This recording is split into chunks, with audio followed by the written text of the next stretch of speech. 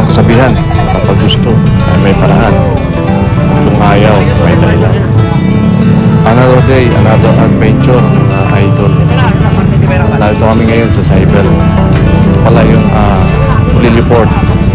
At dito kami nakasakay ngayon. Alas 12 nga pala itong nasakyan namin. Pero hindi ito permanenteng schedule nila dahil wala ang Star Wars. Sa lukuyan nag-ayos na kami ng mga pwesto dito sa Roro. Walang problema dito kung wala kang baon. Marami ditong nagtitinda ng mga may kanin, may ulam, may snacks din. Diyan sa ibaba ng port, maraming pagpipilian. Narating na nga namin ang Real Port, mga alas 3:30 ng hapon.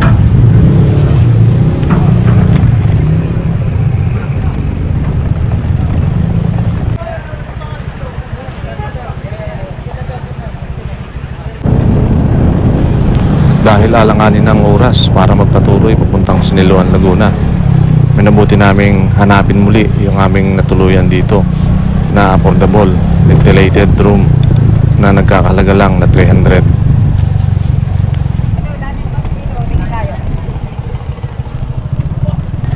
Golden Regent pala ang pangalan ng hotel na ito. At ito ang tagpo ng makausap namin na nagbabantay dito.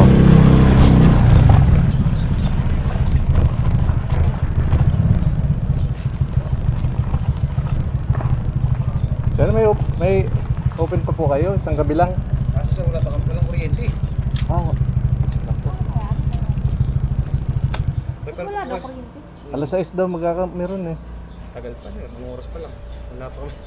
Nagpasya na rin kami na dito mag-stay dahil ilang sandali na lang ay magkakaroon na ng ilaw.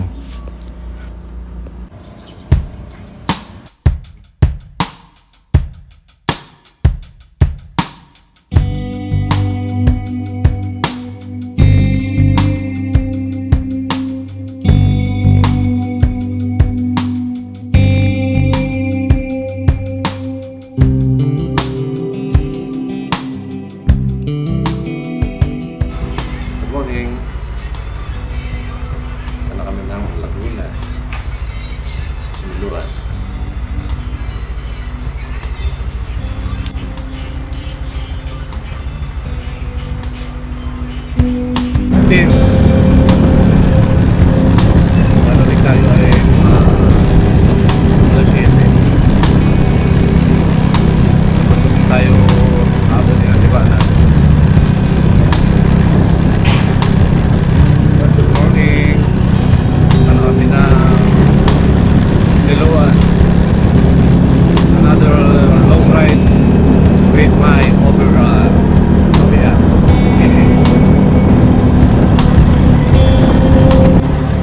Double purpose pala ang lakad na ito.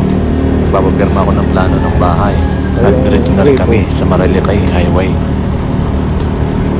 Nagbukas ko lang ng kanina. Dalawang busy. Oo kaya. Meron doon.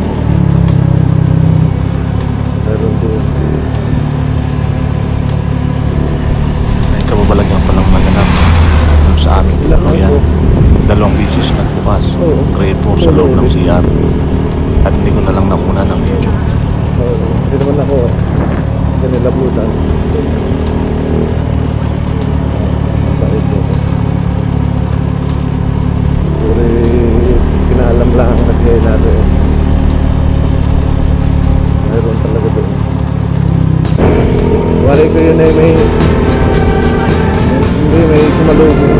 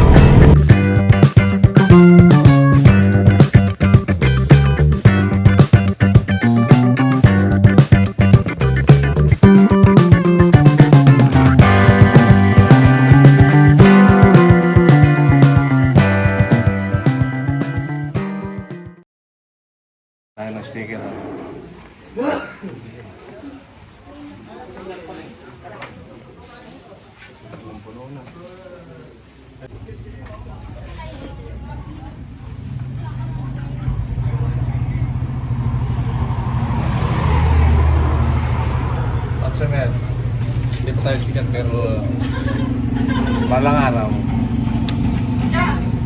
Dami oh. Dito ito sa kilometer 90. Nandyan yung welcome arc na inalis. Tapos ito yung restaurant dito. Daming tao. May dumarating, may umalis. Picture tayo dito. Kilometer 90 Botanical Garden. Entrance 50. Ano ito? Ulo ng musang. SpongeBob. Hello, SpongeBob. Gabi dito maganda. Bay na dito, picture ko kilometer na yun. So dito. Ito ba yung kilometer na yun? Sige yun. Tingin ka.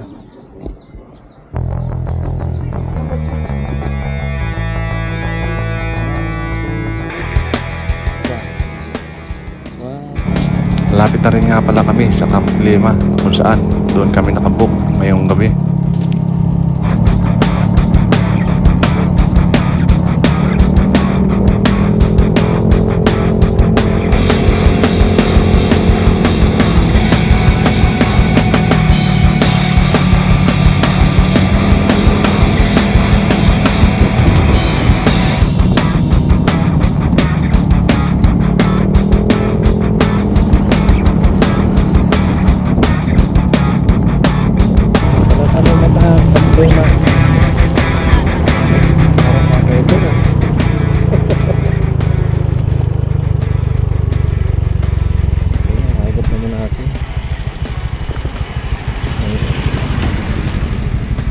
Tent house nga pala ang napili kong tulugan dito.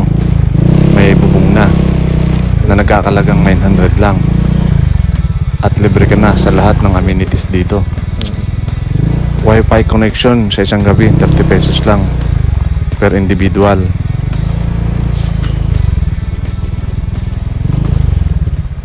Sir, napaagap yata ako. Alas 3 pa eh. Tumambay na kami sa kilometer 90 eh. Wala naman kami tatambay ang iba. Naka-check in, naka-ano muna ako, naka-book dito ako.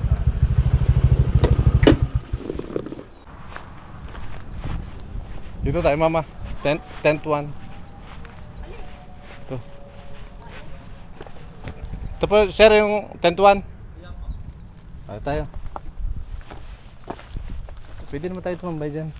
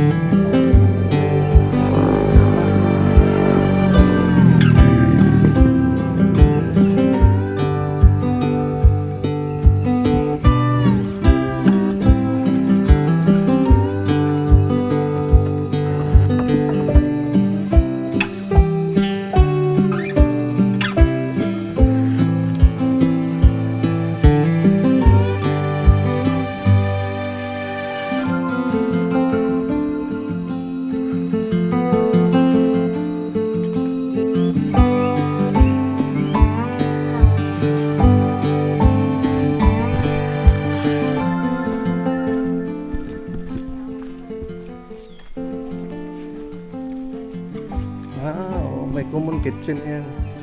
Tapos dining. Ano? Malaking lamesa, may lutuan. Ano Lola?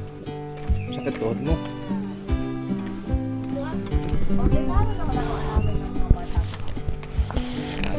Nakikita na naman. Wala, iyak.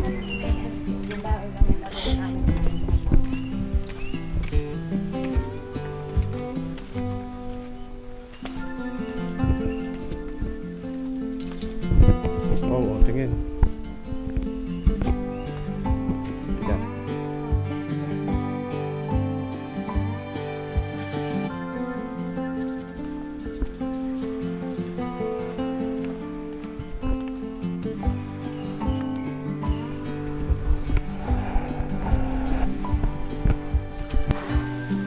ayos din doon natin mo kayo siya sa baba. Ito naman yung swimming area.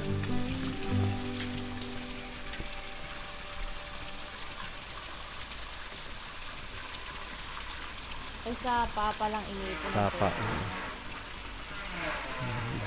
Puro kahoy. Pababa pa yan. Pababa pa. Lagyan lang ng impounding area para magkaroon ng pool. Aray pa lang ganito dati. Yung tent namin, oh, malapit sa gate. So ito yung common parang pavilion. Ayan. Kung nature lang din ang hahanapin mo, panalo dito sa Camplema. Ang daming ibon, tapos ang lalaki ng mga punong kahoy dito. At feel na feel mo ang temperatura ng bundok.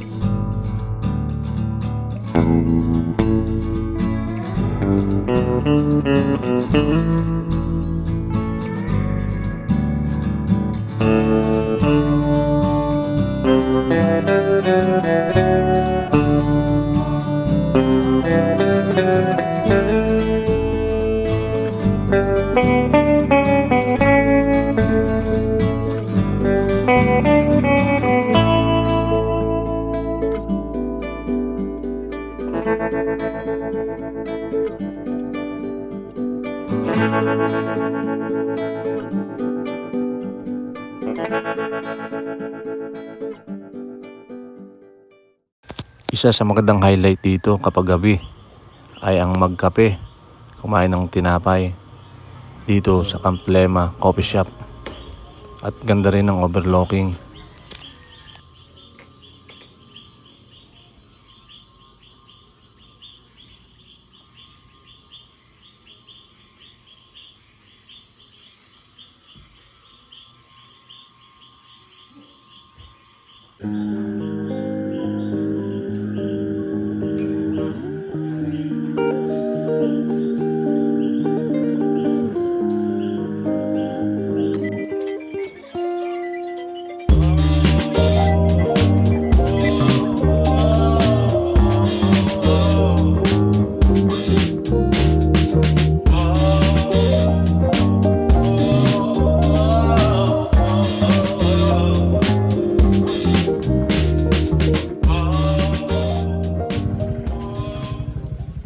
Ate, kunin ko na yung helmet.